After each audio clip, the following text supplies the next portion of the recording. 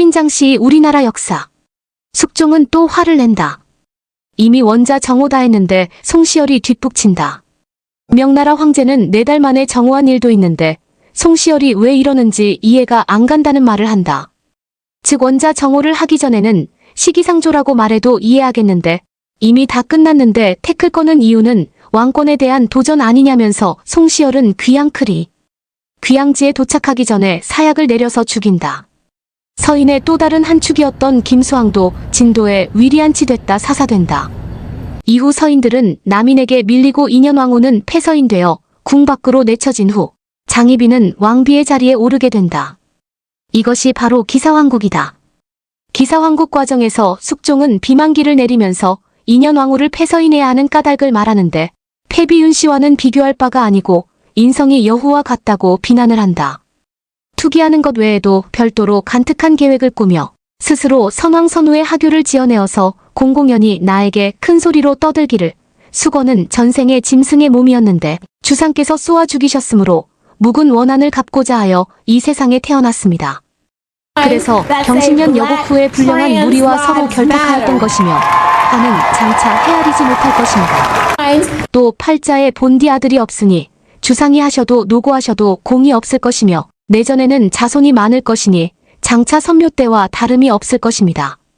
라고 하였으니 이는 비록 삼척동자라도 반드시 듣고 믿지 아니할 것이다. 의조선왕조실록 숙종 21권 2번째 기사. 당시에 인현왕후에 패출되는 일을 당연하게 여긴 사람은 없었던 모양인지 서인과 남인을 가리지 않고 패출에 반대를 했다. 신하들은 어떻게든 숙종과 인현왕후의 사이를 화해시키려고 노력했고 남인에 속하는 권대우는 부인들은 원래 편협한 성품들이라 투기하지 않는 여자가 드물다. 살면서 잘해보면 좋아질 것. 이라고 숙종을 달랬다. 그러나 숙종은 이미 다 해봤다. 그래봤자 소용없다. 고 반박했다. 정 쫓아내고 싶으면 별궁에 두고 스스로 반성할 시간을 주자고까지 했지만 숙종은 자신의 의지대로 밀고 나갔다. 결국 1689년 5월 6일 장옥정은 장희빈에서 왕비가 된다. 그러나 이 기사왕국 과정에서 많은 사람이 죽으면서 원하든 원하지 않든 장씨에게 적이 생긴다. 남인들도 민씨가 덕을 잃었다는 소리를 들어보지 못했다면서 반대했다. 이 과정에서 숙종은 박태보, 오두인 같은 반대파를 앞슬 낙형 등 혹독한 고문을 가하며 죽였다. 종친도 예외가 아니었다. 고모 수간공주는 아들을 잃고 여동생 명안공주는 시아버지가 휘말린다. 이렇게 만들어진 원한이 향하는 곳은 당연히 장희빈이다. 왕후에서 후궁으로. 이후 김만중의 손자 김춘택 등을 중심으로 인현왕후 복위운동이 일어나고 인현왕후의 폐서인을 후회하고 있던 숙종은 장희빈의 거친 성격에 실망해서 인현왕후를 복위시켰다는 것이 대중 사이의 기존 인식이었으나 실제로는 권력 다툼에서 기인한다. 즉 숙종은 권세를 잡은 남인의 권력이 왕권을 위협하는 수준에 도달했다고 판단하고 1694년 인현왕후를 복위시키고 남인의 지지를 받던 장희빈을 희빈으로 강등시켰다. 그리고 권력은 남인에서 온 건 서인인 소론에게로 넘어가게 된다. 갑술왕국. 이후 숙종이 다시 남인들을 정리하는 과정에서 1694년에 갑술왕국이 일어났다. 숙종은 처음에는 폐인을 언급하지 말 것과 국본에게 위해를 가하는 말을 하는 자는 용서하지 않을 것이라는 명을 내리나 번복하여 전비민 씨를 덕수궁으로 들릴 것을 명한다. 갑술년 4월 12일 민씨가 전비의 자격으로 서궁 덕수궁에 입궁하였고 처음에는 궁호만 주고 서궁에서 여생을 보낼 것으로 보였으나 그날 예고 없이 장씨에게 대조전중궁전을 저녁까지 비우라는 명이 떨어진다. 인현왕후는 복위 된 날 중궁전이 아니라 서궁에서 보냈으며 이는 민씨를 입궁시킨 목적이 처음에는 복위가 아니었음을 뜻한다. 이런 숙종의 갑작스러운 결정에 조정을 차지했던 소론 신하들은 강력히 반대 의사를 표출한다. 9년과 6년이 중한가? 아니면 아들이 있고 없음이 중한가? 라고 왕세자의 생모인 장옥정이 더 귀하므로 숙종의 명을 따르지 않았으며 당시 인현왕후의 완벽한 복위를 원하던 노론과 대립한다. 하지만 소론의 영수였던 남구만이 자식이 부모의 일을 거론하는 것은 그릇된 일이라고 말하며 소론을 중재했다. 이러하듯 드라마에서는 희빈장 씨가 죄를 짓고 강등되고 인현왕후가 모함을 받아 폐위되었다는 묘사로 간단히 복이 되는 것으로 나오지만 실제로는 그렇지 않다. 인현왕후가 복이 될 때의 명분은 삼불거의 규범이었는데 인현왕후는 명성왕후와 장렬왕후의 상을 같이 치른 조강지처이므로 폐위라는 처사가 가혹하다는 것이었다. 삼불거의 규범에서 쫓겨난 정실 부인을 다시 들이면 새로 들인 정실 부인은 친정으로 돌려보내거나 첩으로 강등시킨다. 즉 인현왕후가 무죄라 복이 된 것도 아니고 희빈장 씨가 죄를 지어 강등된 것이 아니라 국법을 따른 것이었다. 무고의 옥 1701년 9월 24일 숙종이 제주에 유배가 있는 장희재를 처형하라고 비만기를 내렸다. 비만기의 내용은 지위가 강등된 뒤 장희빈은 울분의 나날을 보내며 숙종과 인현왕후에게 문안조차 가지 않았다. 그러면서 다시 중전이 되기 위해 안간힘을 다했다. 게다가 인현왕후를 중궁이라고 부르지도 않고 민씨라고 부르면서 요사스러운 여자라고 욕했다. 인현왕후가 시름시름 앓자 장희빈은 인현왕후가 죽으면 자신이 다시 왕비가 될 것이라 믿고 그렇게 되게 하기 위해 자신의 처소인 취선당 뒤쪽 별채에 신당을 차리고 인현왕후를 저주하기에 이르렀다고 한다. 였다. 무고의 옥이 시작된 계기는 남인의 재집권을 두려워한 노론의 사주로 숙빈 최씨가 취선당의 신당과 인현왕후 저주를 고변했다. 이 사건으로 숙종은 취선당 궁인들에 대한 국문을 시작하였다. 조사 중 인현왕후를 저주했다는 취선당 신당은 사실 인현왕후가 승하하기 2년 전에 장씨가 세자 후 일에 경종의 병을 낫게 하기 위해서 지은 것이었는데 숙빈 최씨가 이는 인현왕후를 저주하기 위한 것이었다고 한다. 그 뒤 장씨 휘하 나인들에게 가혹한 고문이 가해졌지만 나인들은 세자의 병을 낫게 하기 위해서라고만 말했다고 하며 나중에서야 고문을 못 이긴 나인들이 추가 증언으로 인현왕후의 죽음을 빌었다고 자백하여 희빈의 처벌이 결정되었다. 물론 당시 법도로 보아서는 어디까지나 병환 중에 있는 인현왕후가 우선이기 때문에 희빈장 씨가 아픈 세자를 위해 사사로이 궁 밖으로 나가 절에서 불공을 드렸다던가 치성을 드렸다고 해도 허물이 되는 상황이기는 했다. 궁궐 내에 허락도 없이 애초에 허락을 받을 수 있을 일도 아니었지만 신당을 차려 세자만을 위하여 치성을 드렸다면 예법을 중요시하고 무속신앙을 천대하였던 당시 사회에서 큰 허물이 될 수밖에 없는 일이다. 사실 조선 왕실에서 불교 문화는 끝끝내 완전히 제거되지는 못했고 숙종의 어머니인 명성왕후도 숙종이 아팠을 때 무속신앙을 의지하여 직접 물벼락까지 맞으면서 숙종의 쾌유를 바랐었다. 인현왕후의 죽음 여부와 무관하게 상전인 인현왕후를 능멸하는 일이라며 꼬투리를 잡기에 딱 좋은 정도의 일인 것이다.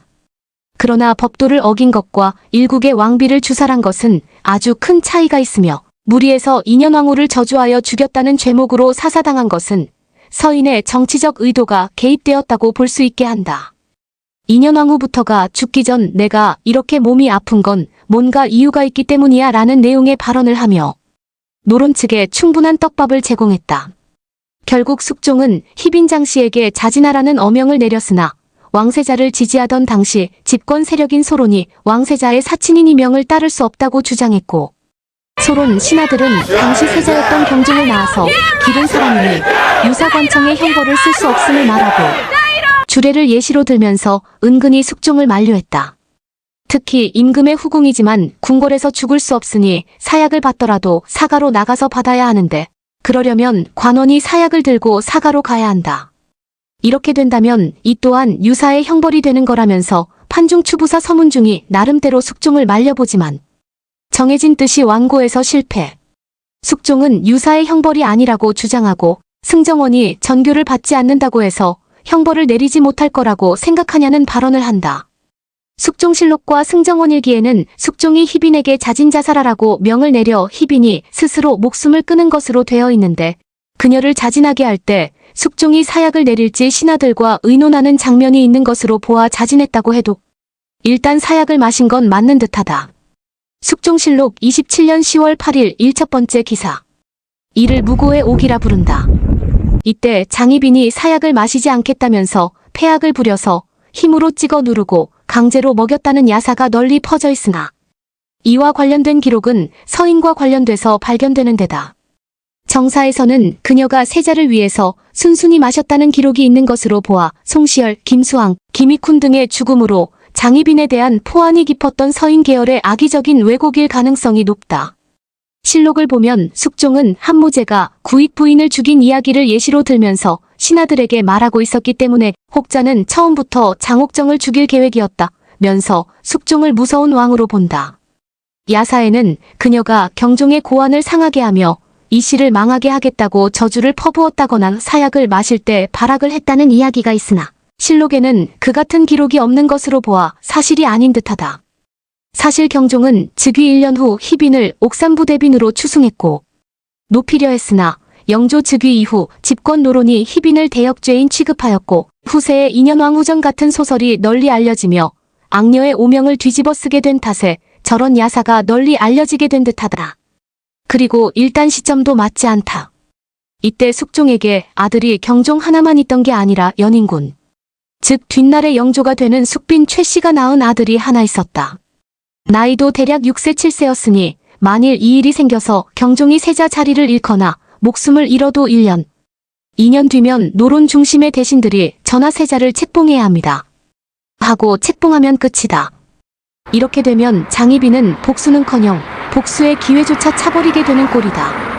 악의적인 기록만으로 보면 장희빈은 매우 교활하고 악랄한 인물인데 이런 인물이 정말 그 정도 판단력조차 없었을까?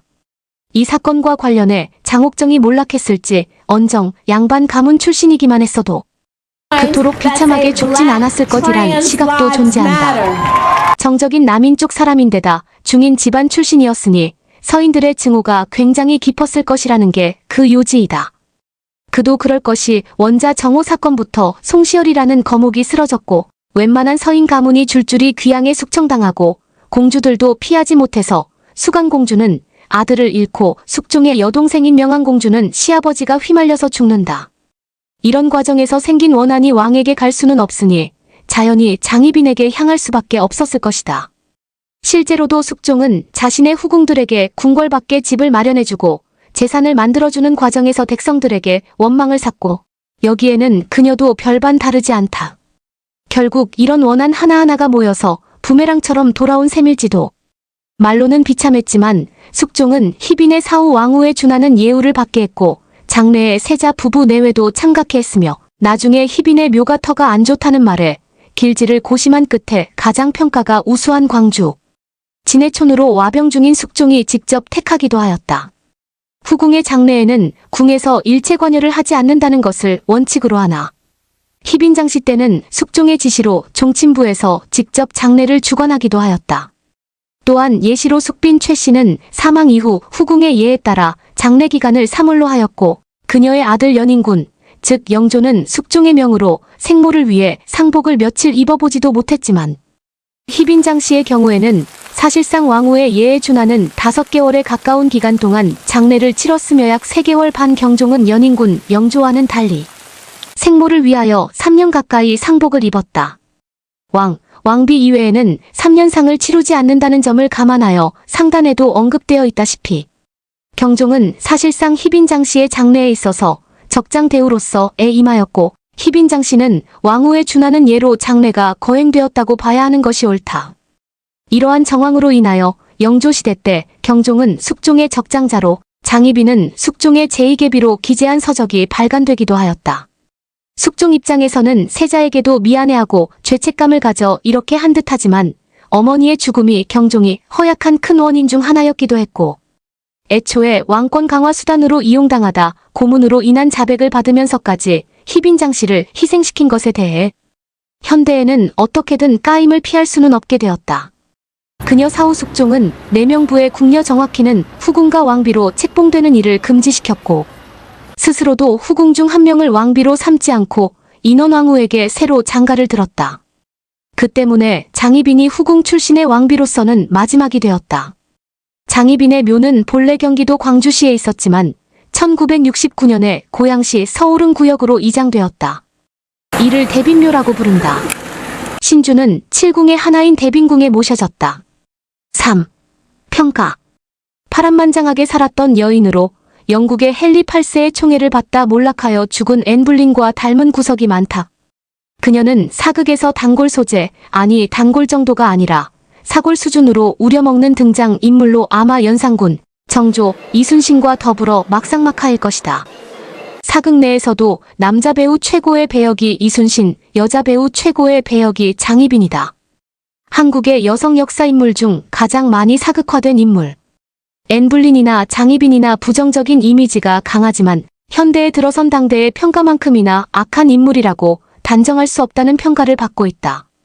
사실 왕조 시대에 국왕을 직접적으로 비판하는 것이 금기였던 만큼 치세가 불만이라도 해도 국왕을 직접 비판하진 못하고 측근인 간신이나 요녀에게 비판의 화살을 돌릴 수밖에 없었다. 물론 정말로 왕을 쥐락펴락할 수 있는 진정한 권신도 존재했지만 실질적으로 왕이 올바른 판단을 내렸다면 충분히 억제할 수 있는 경우도 숱하게 많다. 현재 둘 다 권력을 쥐고 있는 남편 왕에 의해 희생되었다고도 볼 수 있기 때문이다. 그래서 장희빈도 앤블린도 알고 보면 평가가 상당히 갈린다. 4. 기타. 장희빈의 묘인 대빈묘에 참배하면 남자친구가 생긴다는 이야기가 20대, 30대 젊은 여성들에게 알려져 인기를 끌었다. 대빈묘에 절을 하거나 특정 행동주로 춤을 추는 행동을 해서 장희빈의 기를 받으면 된다는 것인데 2008년도경에 잠시 유행했다. 당시 기사에서도 확인이 가능하다. 하지만 무속인들의 말에 따르면 이런 행동을 했다간 귀신에게 해코지 당할 가능성이 매우 커.